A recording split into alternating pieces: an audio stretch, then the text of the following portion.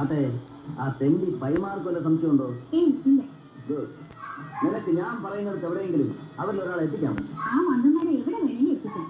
എങ്കിൽ നാളെ രാത്രി കൃത്യം 7 മണിക്ക് ബീച്ചിനടുത്തുള്ള പാർക്കിൽ അവരിൽ ഒരാളെ എത്തിക്കുക. ബോംബെയിൽ നിന്നെത്തിയ എന്റെ സുഹൃത്തുക്കൾ അവിടെ മറന്നിരിക്കും. പിന്നെ എന്താ ചെയ്യേണ്ടതെന്ന് എനിക്കറിയാം. നമുക്കിപ്പോ പണമാണ് മുഖ്യം. പിന്നൊരു കാര്യം, ഈ വിവരം അച്ഛൻ അറിയരുത്.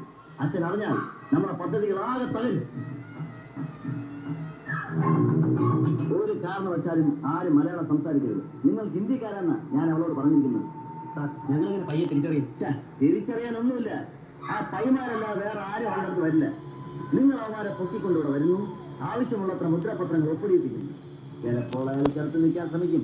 കാര്യമാക്കണ്ട. പിന്നെ എങ്ങനെ ഒപ്പിടിയിപ്പിക്കണം എന്നത് ഞാൻ പറഞ്ഞു തരേണ്ട കാര്യമില്ലല്ലോ. Good morning. ഞാൻ കുറെ ദിവസമായി ടെൻഷനിലായിരുന്നു. മോഹിനി വേണ്ട പോലെ കാണാനോ സംസാരിക്കാനോ കഴിഞ്ഞില്ല. അതുകൊണ്ട് വിഷമമൊന്നുമില്ല. ഇല്ലല്ലേ? പറഞ്ഞോളൂ. പിന്നെന്താ, എനിക്കും ഒരുപാട് സംസാരിക്കാനുണ്ട്. ഹൃദയം തുറന്ന് സംസാരിച്ചിട്ട് ഒരുപാട് നാളായി.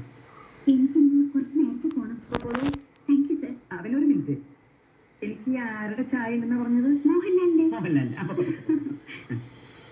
മോഹൻലാൽ.